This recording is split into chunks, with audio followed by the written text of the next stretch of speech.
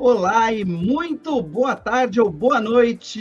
Está começando agora mais uma edição do meu, do seu e do nosso GameOn.gg aqui no Portal Terra e também na Twitch, no TikTok e em muitos outros lugares virtuais. Eu sou o Pablo Miyazawa e estou aqui muito bem acompanhado, mas não tão perto assim da minha amiga e parceira Bárbara Gutierrez. Olá, gente bonita! Tudo bom com vocês? Hoje eu tô num cenário um pouco diferente, como vocês perceberam. Eu tô diretamente do Fire Festival, que foi um evento muito bacana que eu vim visitar e palestrar, falar sobre games e esportes. Então, hoje, obviamente, a gente tinha horário marcado, certo? 18 horas é hora do TerraGameOn.gg e eu não poderia perder esse episódio. Afinal de contas, vamos falar mal... Quer dizer, não, pera. Vamos falar sobre o cenário de games, né, Pablito? Até porque tá faltando criatividade nos dias de hoje, é isso mesmo? Ah, pode ser, né? Seja muito bem-vinda aqui a este programa, né, que nos recebe todas as semanas aí há quase um ano e meio. Você tá bonita nesse cenário nave espacial, todo branco, né? E vale falar que você não tá em São Paulo, né? Você está em Belo Horizonte.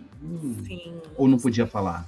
Belzonte. Não, pode falar, sim. Já falei o nome do festival e tudo mais, Fire Festival, tá tudo certo. Aí, aproveite, se alimente muito bem, né? Consuma as iguarias mineiras, muita comida boa, bebida boa, povo mineiro, gente fina, né? Muito legal. E muito receptivos, uns fofos. Muito.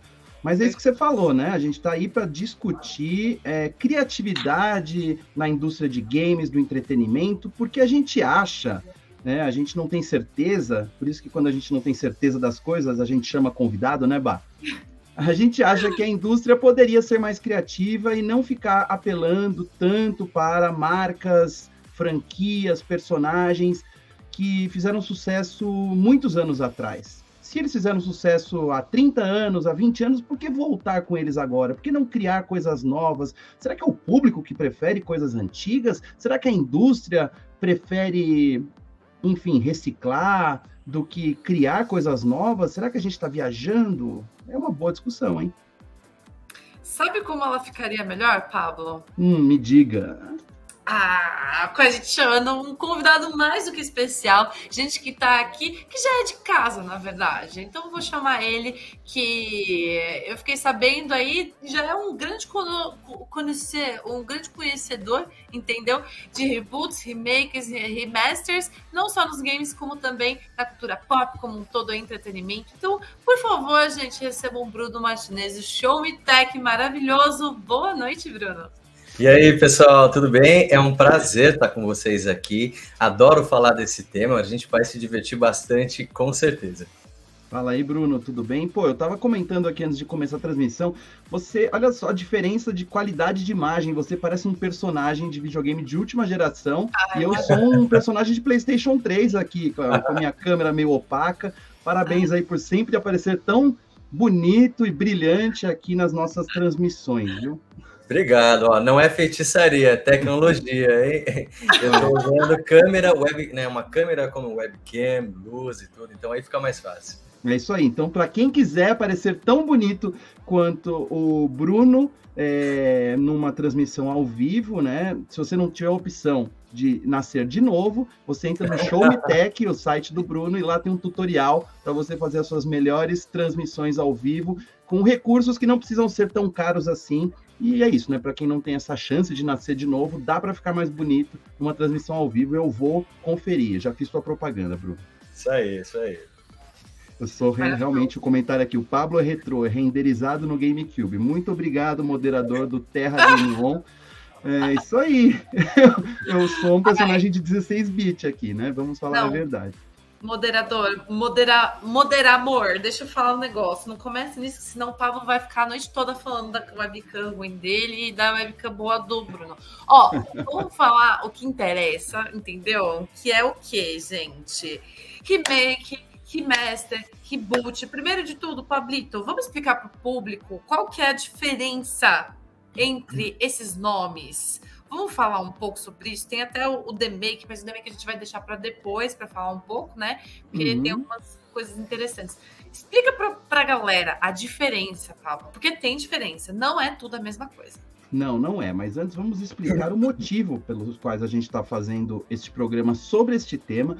Hoje, 1º de setembro de 2022, o mercado, ou melhor, o PlayStation 5 está recebendo uma nova versão do clássico The Last of Us, que agora tem um novo nome, chama The Last of Us Part 1, parte 1.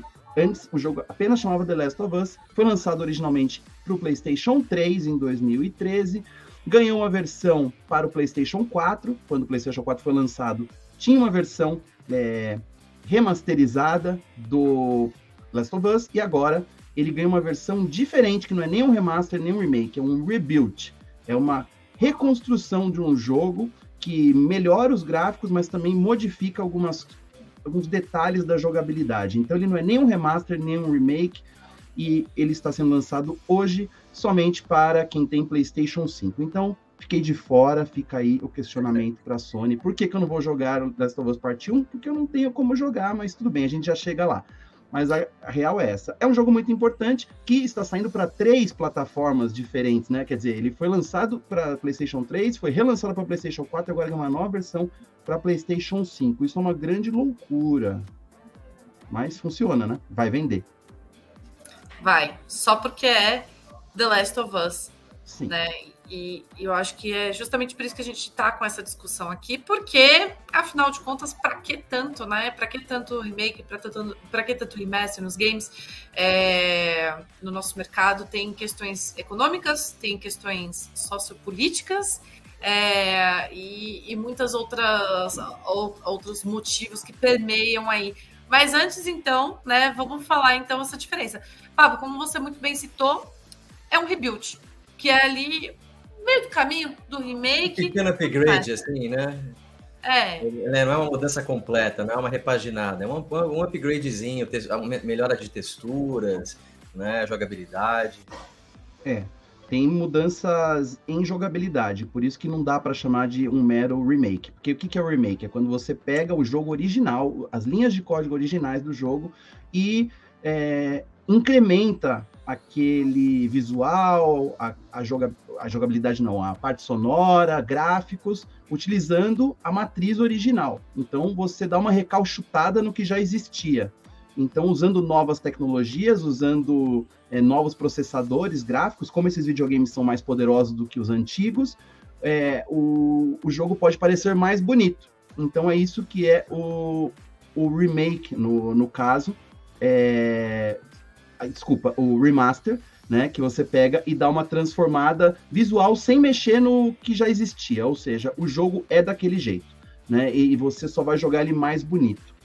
Já o remake sim, existe alterações nele, porque ele é como se você pegasse do zero a ideia, né? Zero, né? Também acho que é uma você refaz. Você refaz uma ideia original com novas tecnologias, muitas vezes reescrevendo partes do jogo e trazendo alguns detalhes que remetem ao original, mas você sabe que você está jogando um jogo diferente. Você até acha que sabe o que vai acontecer no jogo, mas às vezes esses remakes mudam, inclusive, enredo. Não é só uma melhoria gráfica e às vezes o jogo é totalmente diferente na hora de jogar. Né? Vamos dar exemplos. Acho que o Zelda, né? Um dos jogos do Zelda feito para o Switch recentemente, ele foi um remake, né?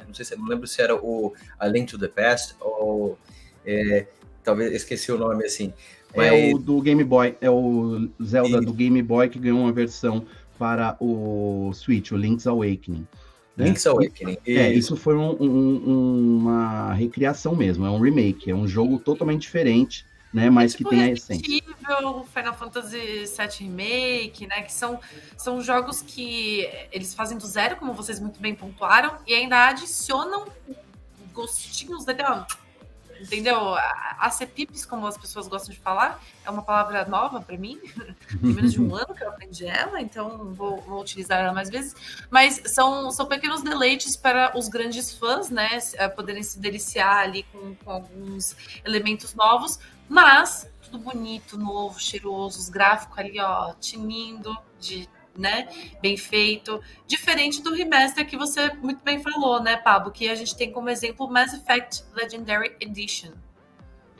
Exatamente. E tem uma outra categoria que a gente não citou ainda, que é o reboot, que é isso, é uma reconstrução total de uma franquia. Como fizeram, por exemplo, com o Homem-Aranha. O Homem-Aranha do Tom Holland, ele representa um reboot em relação ao Homem-Aranha anterior do Andrew Garfield, que por sua vez era um reboot da história do Homem-Aranha do Sam Raimi, dirigido pelo Sam Raimi. Então, aliás, o Homem-Aranha é o rei dos reboots, né? Acho que eu nunca vi um personagem de filme tanto refeito, repensado, né? Acho que outro que ficou muito conhecido é o Star Trek, né? O J.J. Abrams, quando ele pegou, há uns 15 anos atrás, 10 anos atrás, o Star Trek, ele renovou. 10 anos atrás, né? Já? Acho que já faz bastante tempo, assim. Talvez 15 anos, E ele renovou por completo, né? E a ideia, quer dizer, para alguns fãs, você fica incomodado que você fala, nossa, toda aquela história da série foi esquecida, né? Dos filmes e tudo, meio que você quase ignora, né? E eles fizeram até uma explicação no filme para isso acontecer, né? Porque eles voltam no tempo, mudam um acontecimento que acaba com tudo que já tinha acontecido até então, né? E com tudo que iria acontecer, aliás, né? Então, mas foi um remake, um reboot de sucesso, né? Personagens novos, cenas, criação de cenas muito mais bem feitas, né? Até aquela nossa sensação de quem é fã de Star Trek, eu, por exemplo, adoro, né? Eu ficava orgulhoso de ver, assim, que era bem feito, né? Porque Star Trek sempre teve aquela sensação de uma coisinha meio capenga, né? Exatamente. É algo que não aconteceu ainda com Star Wars. A gente ainda tá vendo a mesma saga, e talvez um dia a Disney resolva fazer um reboot de Star Wars e recontar a história do Luke Skywalker. Eu não vejo por que não. Isso pode acontecer quando as ideias se esgotarem, né? Mas por enquanto acho que não. Mas nos games isso acontece bastante, tem acontecido cada vez mais. Um exemplo recente é o Devil May Cry, que era uma franquia muito popular na época do PlayStation 2, era um certo tipo de jogo, e daí ganhou um reboot muito tempo depois, que modificou completamente a história, né, como se você zerasse a história anterior e recomeçasse agora de novo. E mais recentemente aconteceu com o Saints Row, que é aquele jogo muito doido, que tinha 4 partes, Saints Row 4 foi lançado, e daí agora eles lançaram um Saints Row para acabar com todos os Saints Rows anteriores, e agora a série recomeçou daqui. Isso é o que a gente chama de reboot. Existe também o soft reboot, que é quando você pega uma franquia e dá uma revitalizada, mas você não desconsidera totalmente o que foi feito anteriormente, né? No caso da franquia de jogos de primeira pessoa Doom, que ganhou versões novas em 2016 e depois, mas ele ainda considera a história dos Dooms originais como parte disso aqui, mas são jogos totalmente diferentes. Então, é complexo, né, gente? É muitos termos, assim, a gente pode ficar aqui explicando. Aliás, vamos colocar já os trailers que a gente separou aqui do jogo que está sendo lançado hoje, o Last of Us Parte 1, que ganhou esse rebuild, né? Muito bonito, por sinal. É o mesmo jogo, só que é diferente, né? Bah, você vai jogar? Não, porque é um jogo de terror, né? Senão eu jogaria, gente. Eu jogaria, é um jogo maravilhoso, mas eu sou muito medrosa. Mas eu acho que é bom a gente levantar que, cara, é muito doido como, mesmo sendo em tão pouco tempo que tá rolando, né, esse rebuild, ele não tá sendo tão criticado assim, né, pela galera. E é louco porque, se você for ver, é pouquíssimo tempo desde que passou. Mas também é compreensível porque alguns aspectos de gameplay do jogo que foram levados, né? Porque teve um... Aí foi um remaster, né? Para PlayStation 4, do PlayStation 3, que foi exatamente o mesmo jogo. E quando você joga no PlayStation 4 depois de alguns anos, porque eu fui jogar novamente no ano passado com a minha ex, né? E, cara, você apanha da gameplay, da jogabilidade, e você se incomoda a nível de se estressar com o jogo, não porque é muito difícil, não porque XYZ, mas porque a jogabilidade, ela mal pensada, tá né, de início, né? Ela tá um pouco velha, sabe? E é muito louco isso, mas, tipo, ao mesmo tempo que eu entendo, eu também fico, mas essa história acabou de ser contada, por que a gente tá vendo de novo isso, né? E quem comprou o game antigo vai ter que comprar esse game novo, né? Pelo que eu fiquei sabendo. Então você não. Se realmente você está pagando por pouca mudança, né? No final das contas. É só para você que, olha, trocou seu PlayStation, agora você finalmente está com o PlayStation 5 lá, você vai ter que pagar um pouco mais para conseguir ver na qualidade que o PlayStation promete, né? Mas é isso que as pessoas estão reclamando, inclusive, que tem pouca mudança, além das mudanças cosméticas, né, de como o jogo se parece no PlayStation 5, muita gente reclamou que as mudanças na jogabilidade foram poucas.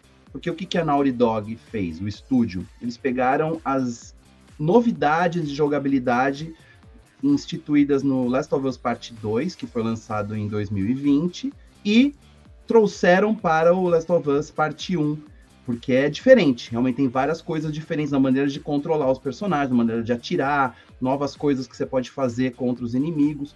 Essas coisas não existiam no primeiro game, e agora eles trouxeram. E houve quem reclamasse que queriam mais mudanças, né? Que queriam que realmente o jogo estivesse totalmente diferente, como se fosse praticamente um remake, e não esse meio do caminho que é o remaster e o remake. Porque o pessoal fala assim, por que eu vou pagar o preço cheio de um jogo AAA, né? Ou seja, um jogo de 60, 70 dólares, para algo que eu já joguei e é quase igual, mas eu sou um pouco mais bonito. E fica aí o questionamento, né? Por que a indústria explora esse tipo de coisa se tanta gente questiona? Mas o negócio é, muita gente questiona, mas compra. Só para quem não jogou ainda, né? Como se fosse assim, eu tô ignorando os fãs, né? Quem já queria, né, ver a jogatina que ele já fez numa melhor qualidade, né? E como a Bárbara mencionou, é pouco tempo. O original saiu em 2013, então a gente está fazendo aí reformulações, remakes, remaster de jogos que saíram há menos de uma década. E a gente tem que lembrar que os tempos úteis de consoles são menos longos do que antes, né? Então, às vezes, se você lembra dos anos 90, você comprava um Super Nintendo, quanto tempo demorava para você comprar um Nintendo 64? Quanto tempo demora? Assim, era um espaço de 5, 6 anos, mas a indústria instituía isso, mas as pessoas continuavam jogando seus videogames antigos. Não existia essa febre de você precisa comprar o videogame novo, né? E hoje em dia a indústria está com muita pressa, né? Se você for pensar que o PlayStation 4 foi lançado em 2013. A Sony está com muita pressa, inclusive, né? Eles são um belo exemplo. Tanto no lado dos filmes, né? Não é à toa que Homem-Aranha foi feito reboot e é da Sony, né? Foi da Sony por muito tempo, né? Quanto nos games. De um lado eu até gosto, viu, Pablo? Eu acho que eles estão se empenhando mais agora, por exemplo, para trazer os games para computador, né? Então, mas aí não é um remake, não é um reboot, né? Mas isso, pelo menos você revende o título para uma outra plataforma, seria, acho que como se fosse um remaster mesmo, né? Sim. Então... Aliás, eu pedi pro Edu colocar um vídeo de um remake que pegou muito bem nos últimos tempos, que é o remake do Final Fantasy VII, que realmente ele é diferente. Se você pegar o original, foi lançado em 97, é um jogo clássico que todo mundo jogou, ama, mas ele não era muito bonito, né? A gente tem uma memória afetiva muito grande. E aí, a Square Enix resolveu fazer um novo jogo em formato episódico, inclusive, né, em pedaços, só que pegando a essência original, os personagens, muito da história, mas é um negócio assim que realmente é uma experiência diferente. Remakes assim é o que fazem os fãs quererem comprar um jogo novo, porque não é apenas uma mudança de gráfico, não, é uma experiência completamente nova. É lindo, né? Exato. As fases, então, não são as mesmas desse game? Você não está repetindo os cenários que já foram, que tinham no game original? Ou, né, seria mais como se fosse um reboot, assim, né? Ou você ainda joga? Porque o que eu lembrava era, você tem algumas áreas adicionais, mas você tinha um pouco da jogabilidade antiga. Tem coisas que são, assim, o enredo geral, de uma certa forma, os personagens, o que acontece com eles é muito parecido, né? Não tudo, mas é um jogo feito do zero, né? Não tem nada do original aí, praticamente uma experiência completamente nova, né? Você ia falar, Bá? tem algumas adições, né, Bruno? Então, tipo, tanto essa brincadeira que Final Fantasy VII Remake quanto os Resident Evils, né, eles fazem, é de adicionar ou então tirar algumas coisas para deleite e desespero dos fãs ao mesmo tempo, né? E eu acho que é bem importante da gente entender do porquê que isso acaba sendo tão feito na indústria, né? Porque quando a gente fala sobre valores, as coisas começam a ficar um pouco claras. Se remake, remaster, reboot, rebuild, de qualquer maneira, todos eles envolvem claramente uma mudança de gráfico, porque, tipo assim, de todos esses, o mínimo que você vai ter é uma mudança de gráfico. Tipo, assim, de todos eles tem essa diferença, e até o The Make, né, tem a mudança de gráfico também, mas é muito legal. Aí, sim, e aí isso você relaciona essa questão a uma questão tecnológica, e portanto, junto com a questão tecnológica, que tem, né, obsolescência programada, sim, acho que é importante a gente falar sobre isso, né, Pablo? Porque você está falando sobre, tipo, a pressa, né? O Bruno muito bem levantou a pressa da Sony de fazer as coisas. É o famoso consumir, consumir, consumir. E não só isso, acho que é importante também a gente entender que o desenvolvimento de jogos é uma coisa muito cara hoje em dia. É uma tecnologia que exige muito tempo, disposição de equipes e equipes e equipes. Para você fazer esse tipo de investimento, seja ele de tempo, de grana, enfim, em algo que você não tem certeza de retorno. Que seria, por exemplo, uma propriedade intelectual nova, né? Uma ideia nova. Acho que a gente está na era das ideias repetidas, né? Das refeitas e repetidas. Então, isso é uma crítica muito muito corrente do da nossa era, né? Da nossa geração, do nosso tempo agora, né? Se você pensar em 1990, né? Os anos 2000, tinha tanta novidade, especialmente em cinema, né? Que você via os estúdios apostando em ideias novas. Foi aí que surgiu Matrix, né? Que você via coisas interessantes, por exemplo, Memento, e filmes totalmente diferentes que testavam a audiência, né? Mas acabavam virando clássicos. Né? Agora, hoje, está todo mundo com medo, seja nos estúdios de Hollywood ou nos desenvolvedores de games, e acaba criando aí uma cultura do requentar, né? Vamos ver o que já era sucesso, a gente mantém isso, vai refazendo, porque é melhor do que ter uma ideia nova e ela flopar. Mas será que é melhor mesmo, né? Eu tenho opiniões sobre isso e acho que a gente pode até espalhar essa conversa, como você mencionou aí, para a indústria do cinema, a indústria da televisão. As séries que estão sendo mais valorizadas hoje em dia são continuações, né, ramificações de duas franquias muito importantes para o audiovisual nos últimos anos, que é o Game of Thrones e Senhor dos Anéis, que estão ganhando, que tem séries aí tem chegando. O Better Call Saul também, de Breaking Bad, né? Que é uma ramificação de Breaking Bad. Aliás, eu vou colocar aqui um outro trailer de um outro remake que está sendo produzido agora, que tem muito aguardado, que é o do Dead Space, tá? Um jogo que foi lançado em 2008 e foi recriado do zero aí para as novas plataformas. Vai ser lançado em janeiro do ano que vem. E muita gente gosta desse game originalmente. Muita gente que vai jogar esse game provavelmente jogou o original 15 anos atrás, né? 15 anos depois, o game está ganhando o remake. É bem legal. Mas, enfim, eu acho que a indústria do entretenimento, os estúdios, as empresas que investem dinheiro nisso, produzem conteúdo, eles pensam assim, ok, vou lançar uma propriedade intelectual nova, mas eu preciso garantir a grana, porque vai que esse negócio não dá certo, vai que ele flopa. Então, eu preciso investir também em coisas que vão ter retorno garantido, pelo menos, porque a gente sabe que tem uma base de fãs instalada que gosta daquilo. Então, a gente faz isso aqui, garante a grana e lança esse outro negócio aqui também, sabendo que pode dar errado. Se der certo, ótimo, temos 2 sucessos nas mãos. Se esse aqui não der certo, pelo menos a gente garantiu o leitinho das crianças e o presente de Natal com esse produto aqui, que é baseado numa coisa que a gente fez 10, 20 anos atrás e a gente pode explorar, afinal está aqui na nossa gaveta. Eu acho que essa é a lógica que a indústria do entretenimento pensa. O problema é, a gente está vendo coisas ligadas a franquias clássicas, reboots, remasters, remakes, acabam rendendo mais dinheiro, mais sucesso do que coisas novas que as pessoas nunca ouviram falar. Aí você pode correr o risco de matar uma ideia, né? Novas ideias, né? Então, com certeza isso mata. É até pena, né, pensar isso, porque embora seja legal, eu acho que o efeito nostálgico não é à toa que rende, porque acho que nós somos programados para lembrar do que a gente está acostumado, para lembrar do que nos é familiar.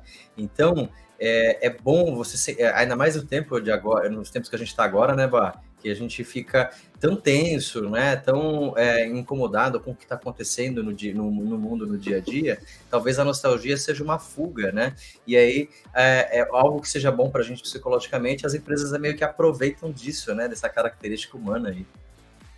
Cara, você falou tudo, assim, para mim, Bruno, porque, veja bem, o mercado segue o que o consumidor quer, o que o público quer. Então, essa questão que o Pablo mesmo levantou, né, dessa certeza do lucro, é muito clara. É só ver, assim, uma série tão bacana quanto o Sandman. Gostei sim, gente. Se você não gostou, enfim, vem discutir comigo no Twitter. E o Neil Gaiman pedindo, pelo amor de Deus, para as pessoas, para elas maratonarem, para a Netflix ver isso como um sinônimo de sucesso para continuar com o investimento, porque é muito dinheiro e provavelmente a Netflix deu essa liberdade, né, tipo, pro Neil Gaiman, mas falou, ó, seguinte, tem a liberdade, tem o dinheiro, mas vai ficar com a coleira aqui, ó, no pescoço. Então, isso que você citou, Bruno, é até mesmo uma questão psicológica, um perfil de como a gente está no momento, que queremos voltar ao que a gente já conhece, queremos o seguro, porque a nossa situação socioeconômica, política, enfim, tá uma grande bagunça e a gente quer retornar àquilo que a gente já tem tranquilidade e segurança. É quase como se você fosse uma pessoa... Porque pessoas ansiosas, né, é claro isso, tipo, dá pra ver que elas têm shows favoritos e que elas assistem a todo momento, reassistem esses shows para ter essa tranquilidade, essa sensação de segurança. Então, de certa forma, o que a gente está vendo dentro do mercado de games, entretenimento, cultura pop como um todo, é justamente a gente se tornando refém dos conteúdos que a gente já sabe que gosta, porque isso nos transmite essa paz. Aí, eu acho que isso vai continuar por um bom tempo, porque isso quem acaba fomentando é o público, mas... né?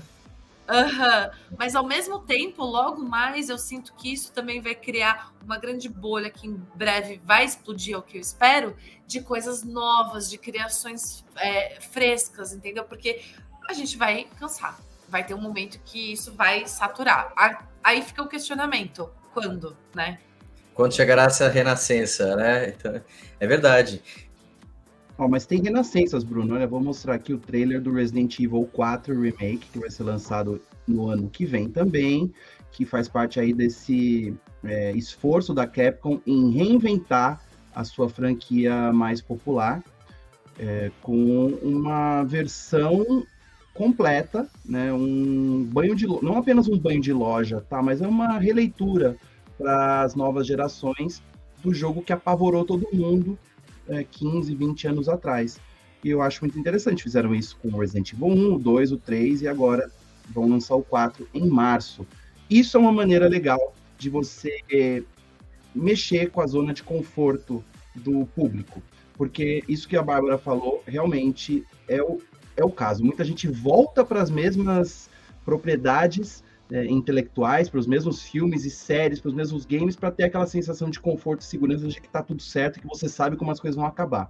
Resident Evil, no caso, faz exatamente o contrário. Ele pega aquilo que você acha que você conhece e vai colocar os sustos em outros lugares. Então, eu vejo o remake dessa forma, que a Capcom faz tão bem, né, que é pegar um negócio que todo mundo acha que sabe como é e repensar com pessoas novas, inclusive, criando isso. Você coloca ali o diretor original do jogo, mas coloca um monte de gente que cresceu jogando esse game para pensar diferente, e aí você traz uma experiência nova que vai agradar tanto os jovens de hoje como os velhos de hoje que foram jovens antigamente. Né? Isso é muito legal, isso é algo que a indústria deveria fazer mais, não vejo por que não. Mesmo que isso represente uma estagnação de ideias. É um pensamento criativo em cima de uma coisa antiga.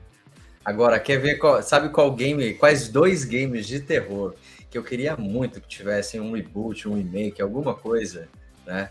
Um é Phantasmagoria, né, Nossa. que é um jogo antiguíssimo, de 1991, não sei, que eu ficava escondido dentro do quarto escuro para jogar ele e tomar susto, né? E o outro é o clássico Alone in the Dark, que até já chegou a ganhar um reboot, né?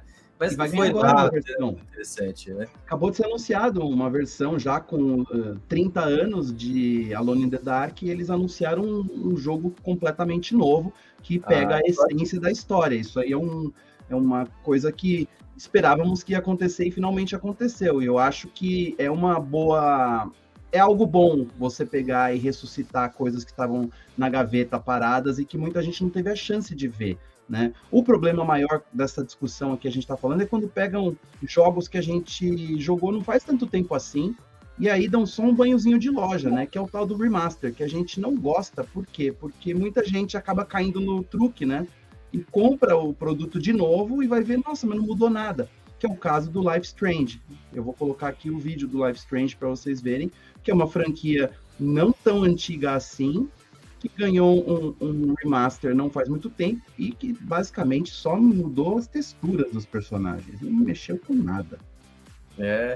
Aí você vê, assim, acho que o espírito ganancioso de algumas desenvolvedoras, né?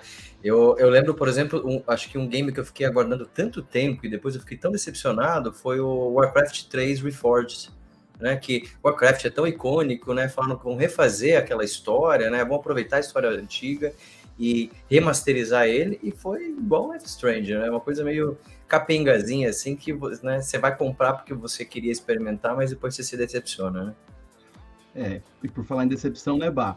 A gente já falou aqui sobre a remasterização da trilogia GTA da Rockstar, né? O GTA 3, o GTA Vice City e o GTA San Andreas, que ganharam um banho de loja, feito por um estúdio terceirizado, e ficou feio demais, né? Ficou digno de piada. Muita gente, inclusive, quis devolver o game. Vale a pena colocar o trailer aí, Edu? Pode pôr, porque é tão bom, é tão ruim que é bom, né? Ó, eles mostram aí do trailer, olha só como melhorou, né? O nosso visual, mas olha a cara dos personagens, olha como é que é. Eles ficaram com umas caras de pamonha. Quer ver se mostra? Tá muito engraçado, né? Tem umas horas que realmente dá para ver que foi feito nas coxas, né? Que foi feito às pressas. Ó, parece mais bonito, mas vai jogar. Não é tão legal assim. Não mudou muita coisa, né? Tem um aspecto meio cartoonizado que se manteve, né? Que poderia tanto ter melhorado, né? Eles exageraram, inclusive, no aspecto cartoonizado. Então, os personagens, eles estavam num meio termo ali de realismo e desenho animado. Hoje, eles são apenas desenho animado, né? Só com um desenho animado muito feio. Ó, virou The Sims, né? Parece Grand Theft Auto The Sims. The Sims é mais bonito que isso aí. É um jogo muito engraçado esse. E aí é um exemplo de algo mal feito e que levanta justamente esse tipo de discussão que a gente está colocando aqui. Né? Esse monte de remasters, né? De reconstruções de jogos antigos, quando ela é mal feita, ela reforça essa sensação que a gente tem de que as empresas de games só querem ganhar nosso dinheiro e não estão preocupadas em realmente trazer algo novo para a gente, ou, enfim, né, trazer uma experiência que a gente não teve. É só com aquela desculpa, vamos mostrar o jogo para as novas gerações que não tiveram a chance de jogar. Né? E aí vai lá e faz de qualquer jeito. Você sente isso, Bá? Inclusive, o Might falou assim, os remasters dos Crash são muito bons, mas são basicamente remakes. E isso é verdade, né? Tipo...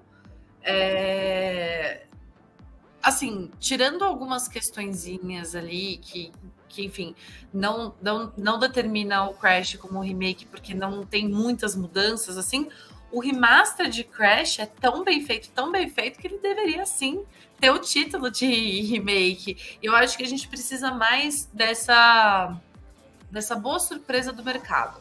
Do tipo, não ter um GTA, tipo, Trilogy, não, sabe? Tipo, por mais remasters de Crash e menos Grand Theft Auto Trilogy. Não tô falando que o GTA não merece, pelo contrário. Mas a execução que a Activision teve nesse remaster do Crash, gente, muito melhor, muito melhor. Eu sinto que a gente vai precisar de uns bons anos aí. Não vai ser a indústria que vai mudar, não vai ser o consumidor também. O que vai acontecer vai ser aquilo que, quer dizer, que eu acho que vai acontecer, né? Vai ser isso, vai ser tipo o público se empapuçar desse mesmo conteúdo sempre, parar de comprar. Não vai ser tipo assim, a galera falando, olha, empresas, façam coisas novas. Não, vai ser tipo assim, do nada vão parar de comprar, as empresas vão sentir o baque econômico e aí, de repente, vai ser uma explosão de novas ideias. Vai ser complicado para o mercado, gente. Já tô levantando aqui a bola, hein? Pois é, ó, falando nisso, eu acho que um outro nicho que está, né, um pouco saturado aí, que talvez, não sei se vocês vão concordar comigo ou não, né, eu vou me elucidar aqui, é o nicho dos super-heróis.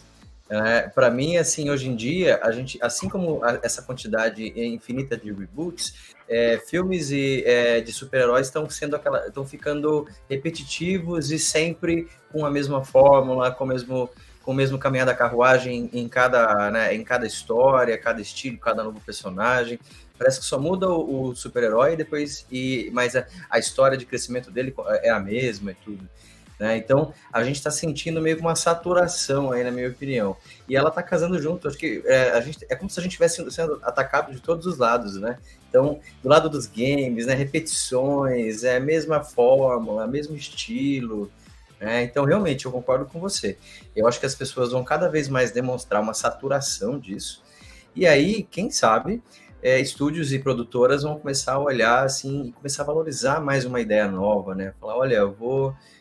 que adianta ficar apostando nessa mesma moeda aqui? Vamos fazer uma coisa fresh aí, muito mais né, diferente, aproveitar aquela ideia, pegar um diretor visionário, né, uma história inusitada. Daí eu entro como advogado do diabo aqui. Pega uma empresa clássica como a Nintendo, que existe desde o começo dos videogames e que se estabeleceu usando os mesmos personagens durante muito tempo. Sempre que eles vão anunciar jogos novos, os fãs querem jogos daqueles antigos personagens que eles estão acostumados. Verdade, se a Nintendo mostra qualquer franquia nova, qualquer coisa nova, o pessoal já reclama. Mas não é o Mas Mario, é que é nintendista, né? Zelda. Nintendista tem um problema com a nostalgia que eu não sei o que Eu confesso, concordo, sou igual. A Nintendo é gloriosa há 40 anos, então é lógico que vai ter muita gente que vai olhar lá para trás e vai achar que é melhor. Então, a nostalgia não é exatamente um problema, é uma situação. A gente hoje, ao mesmo tempo que a gente tem coisas novas e a gente quer olhar para frente, a gente não tem como não olhar para trás e ignorar as coisas que a gente curtia quanto antes. E a gente sempre vai fazer comparações entre aquilo que a gente gostava quando criança e as coisas que existem hoje. E não só comparações, você precisa de referências. Então, assim, esse jogo, eu conheço esse nome, conheço essa marca, e eu jogava isso quando criança, igual você falou, Alone in the Dark. Muita gente não sabe o que é Alone in the Dark. Então, é um bom motivo para você trazer de volta essa boa história para os tempos atuais, de um jeito bonito, de um jeito que as pessoas vão gostar. Não adianta você lançar o Alone in the Dark do jeito que ele era em 1992, com aqueles gráficos isométricos, aquela perspectiva esquisita, porque muita gente vai falar, que coisa velha. Então você tem que trazer um banho de loja, uma modernização. Mas isso é uma coisa que eu não acho que seja o padrão da indústria hoje. Eu acho que é um negócio necessário por um motivo que a Bárbara gosta de falar aqui, que é o motivo da conservação histórica. Você homenageia aquilo, traz aquele assunto de novo, igual Sandman. A gente está falando de Sandman hoje como se fosse uma coisa super nova, mas é uma história em quadrinhos que foi lançada 30 anos atrás, né, que as pessoas ficaram lendo durante todas essas décadas. Então é ótimo que as pessoas voltem a falar de Sandman e que muita gente assista a série e fala, quero ler o quadrinho também, quero ler as adaptações e tudo mais. Então, a nostalgia é boa quando ela gera uma discussão, ela gera uma curiosidade. O problema é quando é mal feita, né? Quando não homenageia de uma maneira decente, quando os fãs se sentem apenas traídos, mas assim, fã também é chato, né? Fã vai reclamar de muita coisa. Muita gente reclamou do Sandman por várias razões que tem a ver com fidelidade, né? Não é igual o que eu imaginava, né? A morte não era assim, era de outro jeito. Né? É simples, quer ver o negócio igual eu imaginava, volta a ler o quadrinho. É isso, né? Essa é a parte boa. O quadrinho sempre vai existir. É isso mesmo. Eu acho legal, eu acho assim, até mesmo quando você está fazendo um remake, um reboot, se o estúdio se arrisca né? Testa uma nova ideia, ele pode realmente inovar sobre aquilo que já existia, ou ele pode realmente se basear em referências legais e criar um novo conteúdo que pode ser aproveitado para gerações mais novas. Então isso é legal. Mas eu acho que então no final o nosso papo leva para uma filosofia de estúdio, né? Então, o que a desenvolvedora de games, por exemplo, ela pensa na hora de falar, a gente vai pegar essa propriedade intelectual para trabalhar, né? Então a gente vai aproveitar, tipo, fazer um caça-fantasmas da Sony, que é só para ganhar dinheiro e dane-se, né, a qualidade da história que a gente, né, que vai apresentar para a nova geração, ou vai fazer um jogo tipo Link's Awakening, que é como se fosse um presente para os fãs da série, né, para trazer uma dose de nostalgia combinada com a renovação do tempo atual, né? Muito bom, Bruno. Falou tudo. Muito obrigado por tua presença aqui. Sempre bem-vindo. Por favor, venda seu peixe rapidamente aí pro pessoal que quer saber mais sobre a sua expertise, que é a tecnologia pessoal, né? Com o Show Me Tech, que é o nosso parceirão aqui. Por favor, conta pra gente.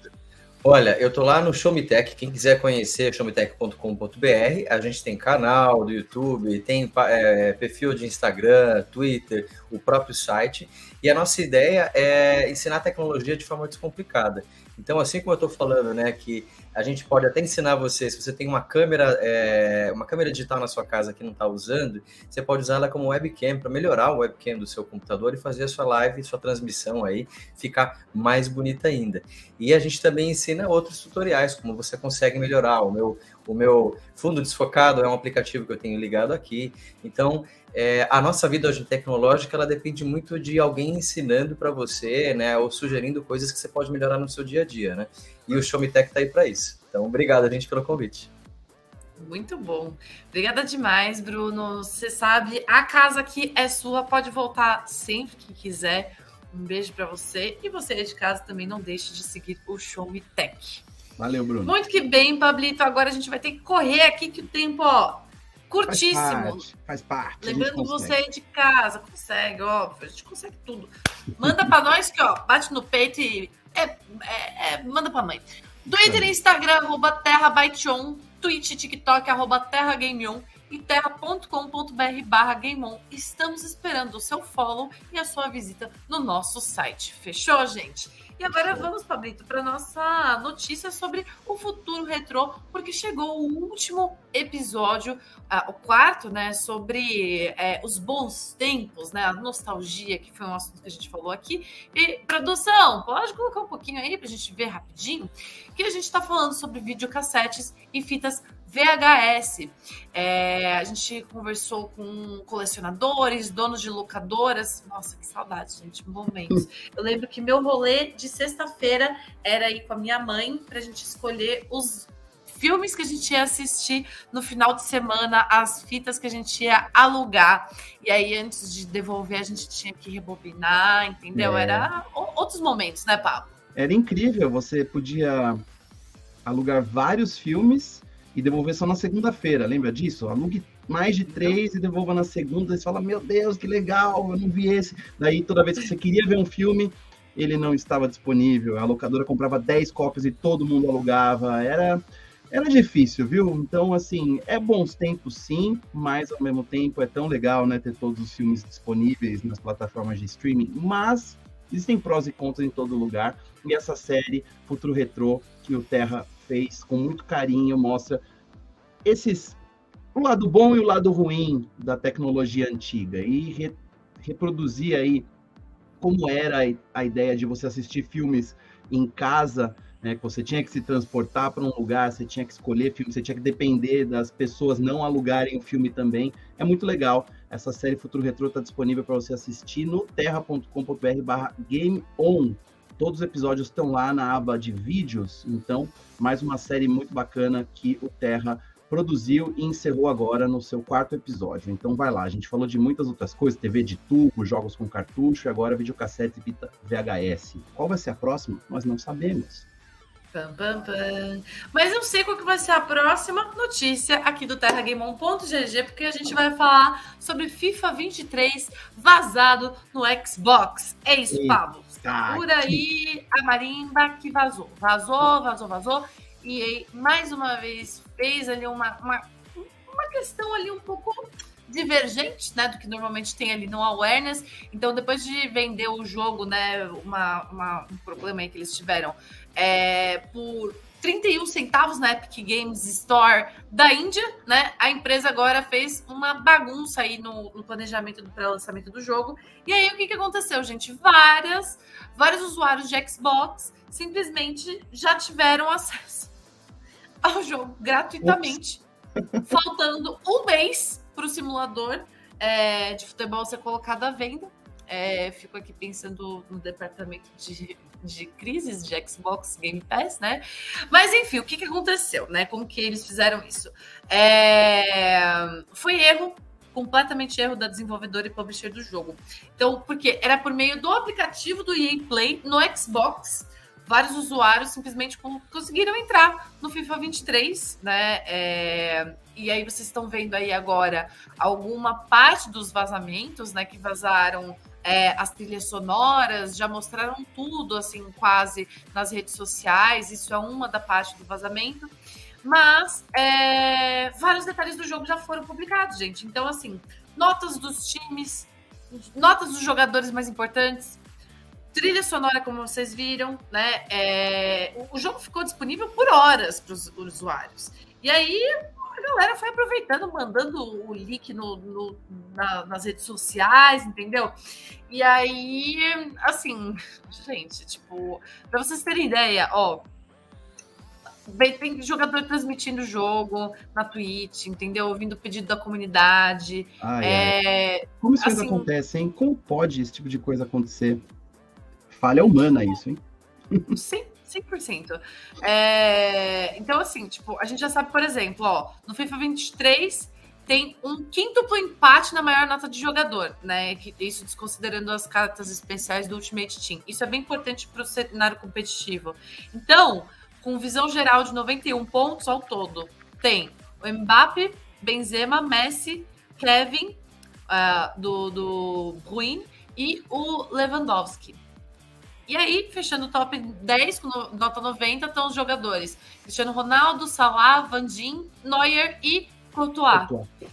E aí... Então, a gente esperava que fossem esses mesmos, né? São os grandes craques aí só times, só jogadores europeus, né? Nenhum brasileirinho, nenhum argentino além do Messi. É isso, né? Tipo, não dá para esperar. Será que o pessoal queria que o Neymar tivesse nota 91 também? Veremos depois da Copa, né? Não dá para ficar levantando essa bola aí, não. Vamos com calma. Todo mundo tá falando sobre título, gente. O melhor título que a gente vai ter vai ser usar o nosso título de eleitor bem nas nossas votações. Enfim, né? Deixa eu correr aqui. Então a gente viu Rosalia, Rapper Bad Bunny na trilha sonora. Gente, ó, não gosto de FIFA, mas uma das coisas mais legais do FIFA é a trilha sonora. Então a gente viu aí vários nomes brabos para isso também, né? E assim, lembrando vocês, FIFA 23 chega oficialmente, né? Não no vazamento, dia 30 de setembro para PC, PlayStation 5, Xbox Series XS, Google Stadia, PlayStation 4, Xbox One, Nintendo Switch. E aí vai ter crossplay, né? Entre PC, PlayStation 5, Xbox Series e Stadia num grupo e PlayStation 4 e Xbox One no outro. E aí o Switch vai ficar sozinho lá, igual todos os nintendistas ficam sozinhos no recreio. Brincadeira. É isso. Pode ir agora pro Horizon Chase 2, Pablito, porque teremos uma continuação desse jogaço brasileiro. É isso. É isso mesmo. Assim, do nada, o estúdio Aquiles, localizado em Porto Alegre, revelou essa semana que vai lançar a parte 2 de seu clássico jogo de corrida, que foi lançado originalmente em 2015. Então, o Horizon Chase 2 vai ser lançado na semana que vem, no dia 9 de setembro, somente para dispositivos Apple iOS, na verdade. Então, você vai encontrar esse game no Apple Arcade. Ou seja, se você tem dispositivos Android, você não vai jogar Horizon Chase 2. Pelo menos não agora. A Aquiles não anunciou ainda quais plataformas vão ter o Horizon Chase 2, por enquanto só iOS. Tem uns veículos falando que vão sair versões para PC e para consoles no ano que vem, e eu acredito que isso vai acontecer mesmo. A gente tem que lembrar que o Horizon Chase original foi lançado em 2015, é um jogo de corrida incrível aos moldes dos clássicos dos anos 90, como Top Gear, OutRun e outros jogos de corrida lindos. É um dos jogos que eu mais joguei nos últimos anos. Eu adoro Horizon Chase, então a versão 2 promete mais pistas, promete multiplayer online em todos os modos de jogo, vai ter música nova, mais uma vez composta pelo Barry Light, que é o compositor da trilha sonora do Horizon Chase 1 e compôs a trilha sonora muito icônica e maravilhosa da série Top Gear, que é um clássico do Super Nintendo. Então vai ter jogabilidade um pouco diferente, dá para ver aí que os gráficos são melhores, vão ser 55 pistas novas em 5 países, e vai ser um jogo em eterna expansão. Assim como o Horizon Chase ganhava novas pistas, ganhou uma expansão do Ayrton Senna durante os anos, isso provavelmente vai acontecer com o Horizon Chase 2, vai ganhar novas pistas, novos carros, e é aquele tipo de jogo que você vai poder continuar jogando para sempre, porque é muito divertido, é muito bom. Então, estou muito feliz de anunciar aqui o Horizon Chase 2, lançando na semana que vem, daqui a 8 dias, para dispositivos iOS. E se tudo der certo, teremos convidados na semana que vem aqui no Game.gg para falar mais sobre essa novidade. Um dos grandes jogos brasileiros do estúdio, talvez o estúdio mais bem sucedido de games no Brasil, que é o Aquiris, que eles mandam muito bem. Então, Horizon Chase 2 aí, mais um game brasileiro para nos dar orgulho. Arrasou. E outra coisa que dá orgulho bastante pra gente aqui do Terra Game On é o nosso servidor Discord, que tá crescendo cada dia mais. Eu, se fosse você, não perdi a chance de ir lá, colar com a galera, entendeu? Conversar sobre jogos, cultura pop, entretenimento, coisinhas legais, enfim, vai lá que com certeza você vai achar a sua praia. É só colar no link que tá no nosso Twitter fixado do Terra by Chon, tá? Logo mais a produção também coloca aqui, logo mais o linkzinho, tá? Para você entrar junto com a gente no Discord.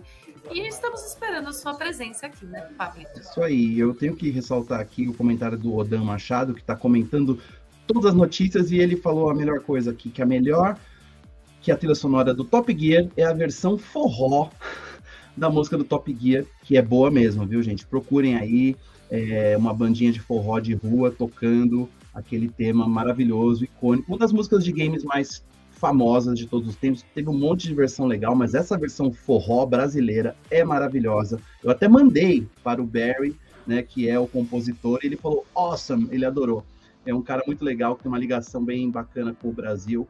Então, tô louco para jogar Horizon Chase 2 e escutar aquele tema icônico de Top Gear que tem no Horizon Chase. Então, é isso aí, Bah. Arrasou! E agora, então, vamos para o nosso momento TikTok, que eu vou falar sobre Gerda, A Flame in Winter. Produção, foca em mim. Como o Pablo já está falando sobre um lançamento, vou também falar sobre um título que já foi lançado hoje, inclusive quinta-feira, dia 1.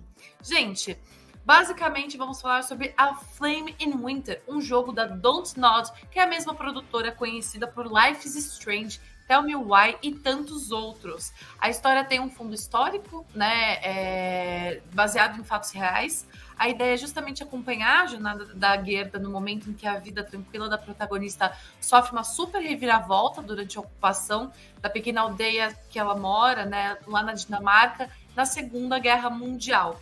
Então, o jogo de aventura e narrativa, ele possui várias possibilidades de finais, com escolhas, que fazem, inclusive, você se questionar até onde a gente pode ir para proteger quem a gente ama, né? Então, é bem coisa da Dontnod mesmo, né? Incrível.